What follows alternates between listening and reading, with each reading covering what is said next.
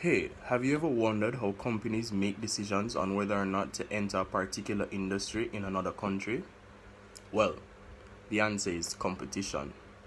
However, before we begin, let's get into something more appropriate. Yes, this is much better now. So, as I was saying, yes, it's competition. The competitiveness of an industry can be used to gauge how profitable it is as well as how difficult it may be to enter that market.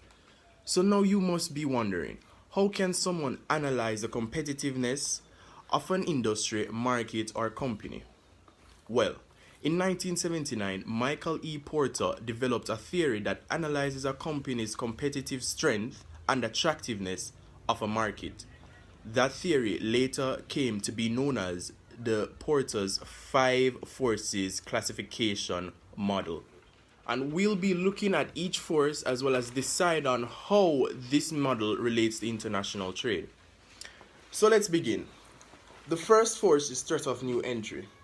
This refers to the difficulty a company faces when entering a new industry and also relates that difficulty to the threat that entity poses to existing companies in that industry. For example, let's take a look at the banking industry. To enter such a market, you would need a high startup capital as well as following licensure laws, which creates a monetary and compliance barrier to enter the market. Both of which a lack of could mean litigation, and this and with this there is a low threat to entry for the banking industry. The second force we'll be looking at is the threat of substitutes. In contrast to the threat of new entry for banks, the threat of substitute is high, as the services offered by banks are homogeneous, and with the introduction of financial technology, the threat of substitutes continue to rise. Now, the threat of substitute really refers to what alternatives there are to the product or service provided in this industry. Now, speaking of provision of services, have you ever wondered who supplies banks? Customers. Yes, customers are suppliers of capital to banks. This leads straight into our next force, the supplier power. This refers to the bargaining power suppliers have over companies in the industry. In the banking industry, supplier power is moderate, as only high net worth individuals or companies can affect a company's bottom line, and thus hold some bargaining power or bargaining strength against that company. Now, it may be a bit confusing, but customers are also considered when looking at the consumer power, which is our fourth force. The bargaining power of consumers refers to the ability of consumers to decide prices.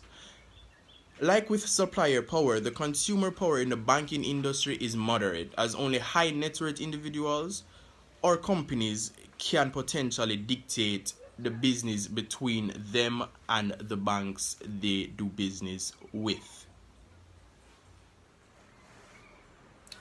So, hey, before looking at our last force, it's an interesting fact to note that Porter's five forces classification model can be looked at as horizontal competition and vertical competition. What do I mean? Horizontal competition makes reference to the threats of new entry and the threat of substitutes, as well as our last force that we'll be looking at shortly. Vertical competition makes reference to the supplier and consumer power. This was just an important fact to note. So we've now arrived at our last force. This force is the competition among existing entities. This refers to the level of competition that entities already established in the industry have amongst each other, and is also analyzed through the first four mentioned forces. In continuing with our banking example, we could look at the overall net income and how it is distributed among all the banks within the industry. This, along with the other forces classification, will determine how high or low competition is. Now, you must be wondering, right? How is this related to international business? It all sounds like it's talking about specific companies or a specific industry. Well, companies wanting to enter the banking industry, for example, in another country, will need to know certain things, such as a new entrant, can I compete?